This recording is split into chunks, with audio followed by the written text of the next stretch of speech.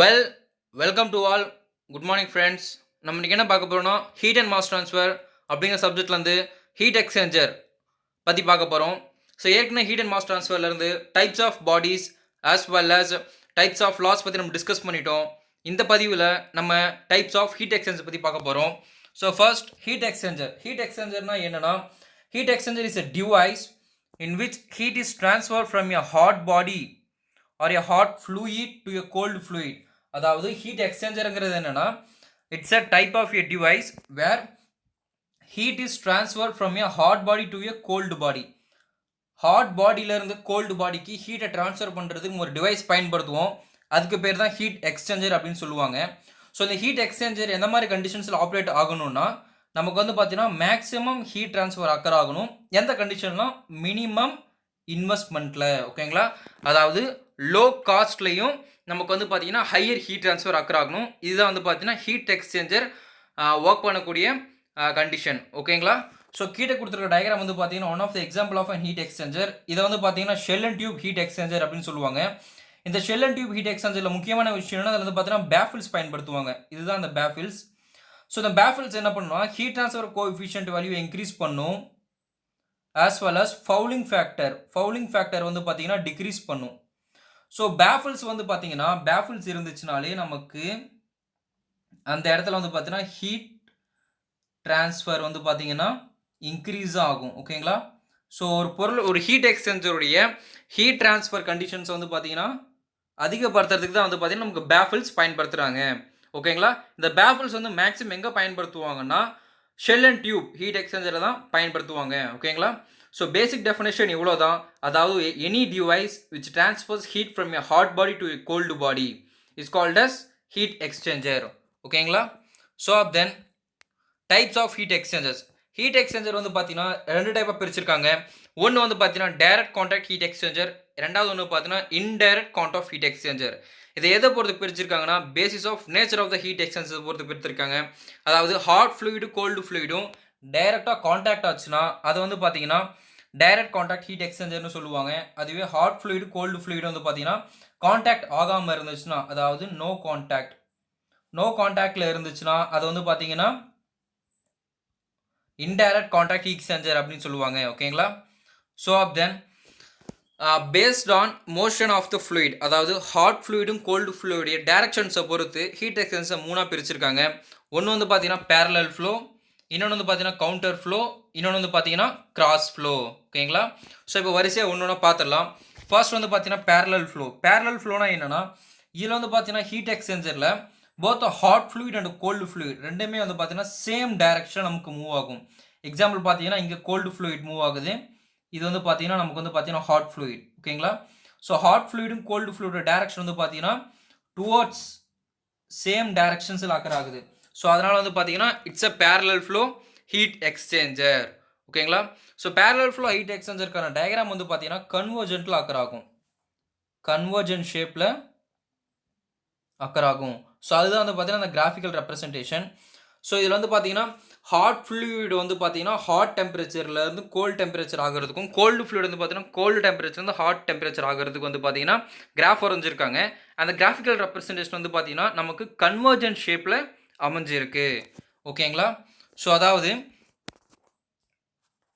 இங்கே பார்த்தீங்கன்னா ரெண்டுமே ஹாட் டெம்பரேச்சரில் இருக்கும். ஏன்னா இங்கே பார்த்தீங்கன்னா ஹாட் ஃப்ளூயிட் என்ட்ரி ஆகுது, கோல்டு ஃப்ளூயிட் என்ட்ரி ஆகிறப்போ பார்த்தீங்கன்னா கோல்டு கண்டிஷன்ஸில் அக்கர் ஆகும், ஹாட் ஃப்ளூயிட் என்ட்ரி ஆகிறப்போ ஹாட் கண்டிஷன்ஸில் என்ட்ரி ஆகும். எக்ஸிட் ஆகிறப்ப ஹாட் கண்டிஷன்ஸ் பார்த்தீங்கன்னா கோல்டு டெம்பரேச்சர்லையும், கோல்டு ஃப்ளூயிட் பார்த்தீங்கன்னா ஹாட் கண்டிஷன்ஸ்லையும் எக்ஸிட் ஆகும். அது ஏன்னா ஹாட் ஃப்ளூயிட் என்ட்ரி ஆகிறப்ப ஹையர் டெம்பரேச்சரில் என்ட்ரி ஆகும், பட் கோல்டு ஃப்ளூயிட் இல்லையா உள்ளே என்ட்ரி ஆகிறப்ப கம்மியான டெம்பரேச்சரில் என்ட்ரி ஆகி அங்கே ஹாட் டெம்பரேச்சரில் ஹாட் ஃப்ளூயிடில் இருக்கக்கூடிய டெம்பரேச்சரை தனக்கு ட்ரான்ஸ்ஃபர் பண்ணிக்கும்.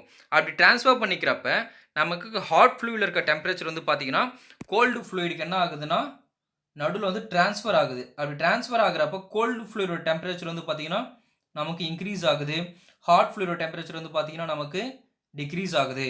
ஸோ அதை கிராஃபிக்கல் ரெப்ரசன்ட் கொடுத்துருக்காங்க. அதாவது ஹாட் ஃப்ளூயிட் இன்லெட் ஆகிறப்ப அது டெம்பரேச்சர் அதிகமாக இருக்குது. ஸோ ஹாட் ஃப்ளூயிட் பார்த்தீங்கன்னா இன்லெட் ஆகிறப்ப டெம்பரேச்சர் அதிகமாக இருக்குது, கோல்டு ஃப்ளூயிட் அது இன்லெட் ஆகிறப்ப டெம்பரேச்சர் கம்மியாக இருக்குது. ஸோ ரெண்டுத்துக்கும் நடுவில் ஹீட் ட்ரான்ஸ்ஃபர் அக்கர் ஆகுது. ஹீட் ட்ரான்ஸ்ஃபர் அக்கர் ஆனதுக்கப்புறம் கோல்டு ஃப்ளூயிட் வந்து பார்த்தீங்கன்னா அதோட டெம்பரேச்சர் இன்க்ரீஸ் ஆயிருக்கு, ஹாட் ஃப்ளூயிடோட டெம்பரேச்சர் வந்து பார்த்தீங்கன்னா டிக்ரீஸ் ஆயிருக்கு. ஸோ இந்த கிராஃபிக்கல் ரெப்ரசன்டேஷன் வந்து பார்த்தீங்கன்னா கன்வர்ஜன் ஷேப்பில் நமக்கு வந்து பார்த்தீங்கன்னா அமைஞ்சிருக்கு. ஓகேங்களா? ஸோ தென் பேஃபிள்ஸை பற்றி நம்ம ஏற்கனவே பார்த்துருக்கோம். பேஃபிள்ஸ் என்ன பண்ணுதுன்னா it prevent the fouling factor. Fouling ஃபேக்டரை ப்ரிவென்ட் பண்ணுறதுக்காக நமக்கு பயன்படுது. அது மட்டும் இல்லாமல் ஷெல் அண்ட் டியூப் ஹீட் எக்ஸ்சேஞ்சரில் தான் நமக்கு வந்து பார்த்தீங்கன்னா பேஃபிள்ஸ் மேக்ஸிமம் பயன்படுத்துவாங்க. ஓகேங்களா? ஸோ இப்போ வந்து பார்த்தீங்கன்னா பேரலல் ஃப்ளோனா ஹாட் அண்ட் கோல்டு ஃப்ளூயிட் வந்து பார்த்தீங்கன்னா சேம் டைரக்ஷனில் அக்கர் ஆகும். அதே மாதிரி இது வந்து பார்த்தீங்கன்னா கிராஃபிக்கல் ரெப்ரசன்டேஷன் வந்து கன்வர்ஜன் ஷேப்பில் நமக்கு வந்து பார்த்தீங்கன்னா அக்கர் ஆகும். ஓகேங்களா? ஸோ தென் கவுண்டர் ஃப்ளோ வந்து பார்த்தீங்கன்னா ஹியர் வந்து பார்த்தீங்கன்னா the hot and cold fluids are in opposite direction to each other. So opposite direction to each அதர்னா இங்கே ஹாட் ஃப்ளூயிட் வந்து இந்த டைரக்ஷனில் போகுது, அதாவது ஈஸ்ட் டு வெஸ்ட் போகுது. பட் கோல்டு ஃப்ளூயிட் வந்து பார்த்தீங்கன்னா வெஸ்ட் டு ஈஸ்ட் வருது. இது கோல்டு ஃப்ளூயிட், இது ஹாட் ஃப்ளூயிட். ஸோ இந்த மாதிரி அக்கர் ஆகிறப்போ வந்து நமக்கு வந்து பார்த்தீங்கன்னா ஹீட் ட்ரான்ஸ்ஃபர் நிறைய நடக்கும். ஸோ இதோடைய கிராஃபிக்கல் ரெப்ரசன்டேஷன் வந்து பார்த்தீங்கன்னா நமக்கு வந்து பார்த்தீங்கன்னா இங்கே கொடுத்துருக்காங்க. ஸோ இதில் என்ன மென்ஷன் பண்ணியிருக்காங்கன்னா போத் ஹாட், அதாவது hot in and cold out ரெண்டுமே வந்து பார்த்தீங்கன்னா இங்கே கொடுத்துருக்காங்க. இங்கே வந்து ஹாட் அவுட் கோல்டு இன் கொடுத்துருக்காங்க. ஸோ இந்த கவுண்டர் ஃப்ளோவை பற்றி நம்ம முக்கியமான தெரிஞ்சுக்க வேண்டிய விஷயங்கள் என்னென்னா, ஸோ இது வந்து பார்த்தீங்கன்னா ஆப்போசிட் டைரக்ஷனில் அக்கர் ஆகும். அது மட்டும் இல்லாமல் இதில் இன்லெட் ஃப்ளூயிட், அதாவது இதோடைய டிஹெச்சி அவுட், அதாவது θ1 வேல்யூன்னு சொல்லுவாங்க, இதை θ2 வேல்யூன்னு சொல்லுவாங்க. ஸோ θ1 வேல்யூ வந்து பார்த்தீங்கன்னா θ1ல் கோல்டும் சரி ஹாட் ஃப்ளூயிடும் சரி அது எப்படி இருக்கும்னா அதோடைய டெம்பரேச்சர்ஸ் வந்து பார்த்தீங்கன்னா அதிகமாக தான் இருக்கும். ஓகேங்களா? ஏன்னா இங்கே கோல்டு ஃப்ளூயிட் இன்லெட் ஆகுது. இன்லெட் ஆகி இங்கே போகிறப்ப இங்கே இருக்கக்கூடிய ஹீட் என்ன ஆகும்னா ஹாட் ஃப்ளூயிடுக்கு ஹீட் வந்து என்ன ஆகும்னா கோல்டு ஃப்ளூயிடுக்கு ட்ரான்ஸ்ஃபர் ஆகும். அப்படி ட்ரான்ஸ்ஃபர் ஆகிறப்ப வெளியில் வரக்கூடிய கோல்டு ஃப்ளூயிட் வந்து பார்த்தீங்கன்னா டெம்பரேச்சர் அதிகமாகி வரும். பட் இங்கே பார்த்தீங்கன்னா இங்கே இருக்கக்கூடிய ஹீட்டு, அதாவது ஹாட் ஃப்ளூயிட் என்ட்ரி ஆகிறப்ப அதோட டெம்பரேச்சர் அதிகமாக இருக்கும். பட் ஹீட் ட்ரான்ஸ்ஃபர் ஆகி அக்கராகி கீழே வர்றப்ப அதோட டெம்பரேச்சர் வந்து பார்த்தீங்கன்னா டிக்ரீஸ் ஆகிடும். ஸோ வந்து பார்த்தீங்கன்னா θ2ல் வந்து பார்த்தீங்கன்னா ரெண்டுத்தோட டெம்பரேச்சர் வந்து பார்த்தீங்கன்னா கம்மியாக இருக்கும். பட் θ1ல் வந்து பார்த்தீங்கன்னா ரெண்டுத்தோட டெம்பரேச்சர் வந்து பார்த்தீங்கன்னா அதிகமாக இருக்கும். இது வந்து பார்த்தீங்கன்னா கவுண்டர் ஃப்ளோவோட ஒரு சிறப்பு அம்சம். ஓகேங்களா? ஸோ நம்ம வந்து கவுண்டர் ஃப்ளோ தெரிஞ்சுக்க வேண்டியது மூணே விஷயம் என்னென்னா இது வந்து பார்த்தீங்கன்னா ஆப்போசிட் டைரக்ஷனில் அக்கர் ஆகும். அது மட்டும் இல்லாமல் இதோடைய θ1 வேல்யூவில் வந்து பார்த்தீங்கன்னா டெம்பரேச்சர் வந்து பார்த்தீங்கன்னா ரெண்டுத்துக்குமே அதிகமாக இருக்கும். அதே மாதிரி θ2 வேல்யூ வந்து பார்த்தீங்கன்னா ரெண்டு ஃப்ளூயிடுக்குமே டெம்பரேச்சர் வந்து பார்த்தீங்கன்னா மினிமமாக இருக்கும். ஓகேங்களா? இது வந்து பார்த்தீங்கன்னா கவுண்டர் ஃப்ளோவை பற்றி நம்ம தெரிஞ்சுக்க வேண்டிய முக்கியமான விஷயம். ஸோ தென் கிராஸ் ஃப்ளோனா என்னென்னா, அதாவது இந்த பக்கம் ஹாட் ஃப்ளூயிட் போகுதுன்னு வச்சுக்கோங்க, இது ஹாட் ஃப்ளூயிடுக்கு 90 டிகிரியில் கோல்டு ஃப்ளூயிட் அக்கர் ஆச்சுன்னா அதுதான் வந்து பார்த்தீங்கன்னா கிராஸ் ஃப்ளோ அப்படின்னு சொல்லுவாங்க. ஸோ சிம்பிளாக சொல்லணும்னா where the fluids are at 90 degree with each other. So இதுதான் வந்து பார்த்தீங்கன்னா கிராஸ் ஃப்ளோக்கான டெஃபினேஷன். இந்த கிராஸ் ஃப்ளோ வந்து பார்த்தீங்கன்னா பேசிக்கலாக ஆட்டோமொபைல் ரேடியேட்டரில் பயன்படுத்துவாங்க. ஸோ இங்கே வந்து பார்த்தீங்கன்னா ஒரு சிம்பிள் டயக்ராமேட்டிக் எக்ஸ்பிளனேஷன் கொடுத்துருக்காங்க. இங்கே வந்து பார்த்தீங்கன்னா கிராஸ் ஃப்ளோவில் வந்து பார்த்தீங்கன்னா கோல்டு ஃப்ளூயிட் இந்த டைரக்ஷன்ஸில் வருது, நமக்கு ஹாட் ஃப்ளூயிட் இந்த டைரக்ஷன்ஸில் போகுது. ஸோ ரெண்டுத்துக்கும் நடுவில் வந்து பார்த்தீங்கன்னா 90 டிகிரி நமக்கு வந்து பார்த்தீங்கன்னா ஃபார்ம் ஆயிருக்கு. ஓகேங்களா? ஸோ அதாவது கிராஸ் ஃப்ளோனா அதோடைய hot fluid and cold fluid ரெண்டுத்துக்கும் நடுவில் டிகிரி வந்து பார்த்தீங்கன்னா நமக்கு வந்து பார்த்தீங்கன்னா 90 டிகிரியில் அக்கர் ஆகணும். இதுதான் வந்து பார்த்தீங்கன்னா மெயின் கண்டிஷன். ஓகேங்களா? ஸோ இப்போ வந்து நம்ம 3 டைப்ஸ் ஆஃப் ஹீட் எக்ஸ்சேஞ்சர்ஸ் பார்த்துட்டோம். தென் எல்எம்டிடின்னு என்னென்னு பார்ப்போம். எல்எம்டிடினா லாகரித்மிக் மீன் டெம்பரேச்சர் டிஃப்ரென்ஸ். ஓகேங்களா? So logarithmic mean temperature difference இது வந்து எதுக்காக மெஷர் பண்ணுவாங்கன்னா for that of actual measurement of heat ட்ரான்ஸ்ஃபருக்காக பயன்படுத்துவாங்க. அதாவது ஒரு ஹீட் எக்ஸ்சேஞ்சரில் எவ்வளவு ஹீட் ட்ரான்ஸ்ஃபர் நமக்கு அக்கர் ஆகிருக்கு அப்படிங்கிறத கண்டுபிடிக்கிறதுக்காக எல்எம்டிடி கான்செப்டை பயன்படுத்துவாங்க. ஸோ இதுக்கான ஃபார்முலா என்னென்னா ΔT1 minus of ΔT2 divided by ln of ΔT1 by ΔT2. So இல்லை ΔT1னா இதுதான் ΔT1 அப்படின்னு சொல்லுவாங்க. ΔT1 இதை வந்து ΔT2 அப்படின்னு சொல்லுவாங்க. அதாவது கிராஃபோட லெஃப்ட் சைடை வந்து பார்த்தீங்கன்னா ΔT1, கிராஃபோடைய லெஃப்ட் சைடு வந்து பார்த்தீங்கன்னா ΔT1 சொல்லுவாங்க. கிராஃபோடைய ரைட் ஹேண்ட் சைடை வந்து பார்த்தீங்கன்னா ΔT2 அப்படின்னு மென்ஷன் பண்ணுவாங்க. ஓகேங்களா? ஸோ T1னா என்னென்னா இந்த ரெண்டு டெம்பரேச்சர், ஸோ இந்த டெம்பரேச்சருக்கும் இந்த டெம்பரேச்சருக்குள்ள டிஃப்ரென்ஸ் தான் வந்து பார்த்தீங்கன்னா டெல் T1. ஸோ தென் இந்த டெம்பரேச்சருக்கும் உள்ள டிஃப்ரென்ஸாக வந்து பார்த்தீங்கன்னா டெல் T2 அப்படிம்பாங்க. ஓகேங்களா? So del T1 minus of del T2 divided by ln of del T1 divided by del T2. இதுதான் வந்து பார்த்தீங்கன்னா லாகரித்மிக் மீன் டெம்பரேச்சர் டிஃப்ரென்ஸ்க்கான ஆக்சுவல் ஃபார்முலா. ஸோ இங்கே வந்து பார்த்தீங்கன்னா அவங்க டயக்ராமில் வந்து பார்த்தீங்கன்னா அந்த சம்மை சால்வ் பண்ணியிருக்காங்க. அது எப்படின்னா டெல் T1 LMTDக்கான கீழே பாருங்கள் 65 மைனஸ் ஆஃப் 55 இங்கே கொடுத்துருக்காங்க. ஸோ 65னா என்னென்னா இங்கே 100 இருக்குது, சாரி இங்கே 100 இருக்குது, இங்கே 35 இருக்குது. நான் T1னா என்னன்னு சொன்னோன்னா லெஃப்ட் ஹேண்ட் சைடில் இருக்கக்கூடிய டெம்பரேச்சருடைய டிஃப்ரென்ஸாக வந்து பார்த்தீங்கன்னா T1. லெஃப்ட் ஹேண்ட் சைட்னா T1, ரைட் ஹேண்ட் சைட்னா T2ன்னு சொன்னேன். So left hand side temperature வந்து பார்த்தீங்கன்னா இங்கே 100 இருக்குது, இங்கே 35 இருக்குது. ஸோ ரெண்டுத்தையும் சப்ட்ராக்ட் பண்ணுறோம். ரெண்டுத்தையும் சப்ட்ராக்ட் பண்ணால் நமக்கு 65 கிடைக்குது. ஸோ தென் இங்கே வந்து பார்த்தீங்கன்னா சேம் 100 தான் இருக்குது. இங்கே வந்து பார்த்தீங்கன்னா 45 நமக்கு கிடைக்குது. ஓகேங்களா? ஸோ 100 மைனஸ் ஆஃப் 45 வந்து பார்த்தீங்கன்னா நமக்கு வந்து பார்த்தீங்கன்னா 55 அப்படின்னு கிடைக்கும். ஓகேங்களா? ஸோ இப்போ T1 value 65, T2 value 55. So 65 minus of 55 divided by ln of T1 divide by T2. ஓகேங்களா?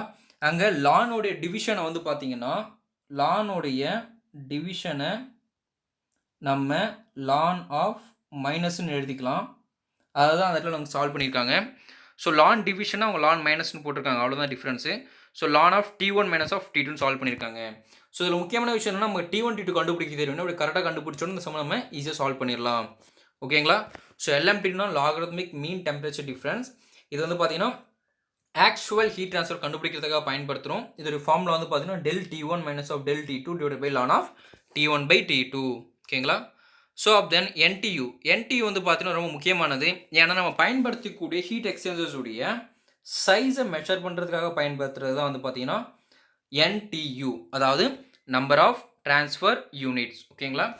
ஸோ NTU வந்து பார்த்தீங்கன்னா லார்ஜராக இருந்துச்சுன்னா நமக்கு வந்து பார்த்தீங்கன்னா ட்ரான்ஸ்ஃபர் ஏரியாவும் வந்து பார்த்தீங்கன்னா லார்ஜராக தான் இருக்கும். ஓகேங்களா?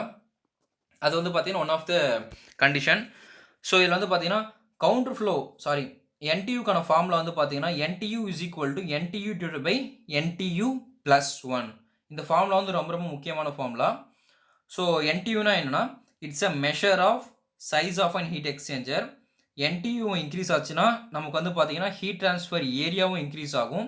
ஸோ எஃபிஷியன்சிக்கான ஃபார்முலா வந்து பார்த்தீங்கன்னா எஃபெக்டிவ்னஸ்க்கான ஃபார்முலா வந்து பார்த்தீங்கன்னா NTU divided by NTU plus 1. ஓகேங்களா? So then effectiveness of heat exchanger. நார்மலாக ஹீட் எக்ஸ்சேஞ்சருடைய எஃபெக்டிவ்னஸ் எப்படி மெஷர் பண்ணுவாங்கன்னா actual heat transfer divide by maximum heat transfer. So ஆக்சுவலாக நமக்கு வந்து பார்த்தீங்கன்னா ஹீட் ட்ரான்ஸ்ஃபர் வந்து பார்த்தீங்கன்னா ஆக்சுவல் ஹீட் ட்ரான்ஸ்ஃபர் வந்து பார்த்தீங்கன்னா 2 இருக்கும். பட் 2 இருக்கும். But maximum possible heat transfer value வந்து பார்த்தீங்கன்னா 4 இருந்துச்சுன்னா அதோட எஃபெக்டிவ்னஸ் வந்து பார்த்தீங்கன்னா 1/2. இதுதான் வந்து பார்த்தீங்கன்னா effectiveness of heat transfer measure பண்ணுறதுக்கான ஃபார்முலா, அதாவது Q/Q மேக்ஸ். ஓகேங்களா? ஸோ இந்த எஃபெக்டிவ்னஸ் நம்ம என்ன பண்ணலாம்னா அந்த ஹீட் ட்ரான்ஸ்ஃபருடைய மெயின் எஃபெக்டிவ்னஸ் வந்து பார்த்தீங்கன்னா நம்ம இதனால் மெஷர் பண்ண முடியும். ஓகேங்களா?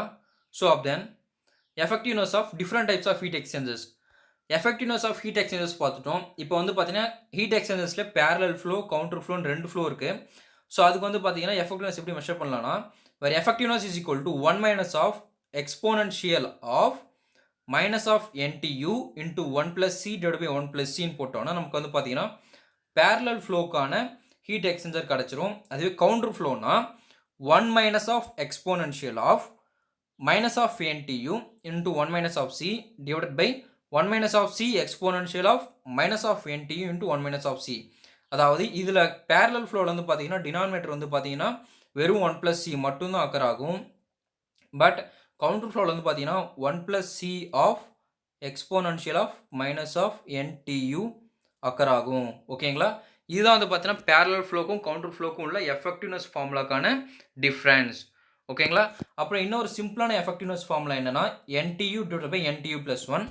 NTUன்னு நம்ம என்னென்னு பார்த்துருக்கோம்னா ஹீட் ட்ரான்ஸ்ஃபர் யூனிட்னு பார்த்துருக்கோம். ஹீட் ட்ரான்ஸ்ஃபர் யூனிட் வந்து பார்த்தீங்கன்னா இன்க்ரீஸ் ஆக நமக்கு வந்து பார்த்தீங்கன்னா size of the heat exchanger வந்து பார்த்தீங்கன்னா மேக்ஸிமம் இன்க்ரீஸ் தான் ஆகும்.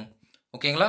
ஸோ இதில் இன்றைக்கி வந்து பார்த்தீங்கன்னா நம்ம ஹீட் எக்ஸ்சேஞ்சர்ஸ் பற்றி பார்த்தீங்கன்னா ஒரு கம்ப்ளீட் ஓவர்வியூ பார்த்துருக்கோம். இதில் முக்கியமான விஷயம் என்னென்னா எப்பயுமே எஃபெக்டிவ்னஸ் ஆஃப் கவுண்டர் ஃப்ளோ தான் வந்து பார்த்தீங்கன்னா இருக்கிறதுலே அதிகமாக இருக்கும். ஓகேங்களா?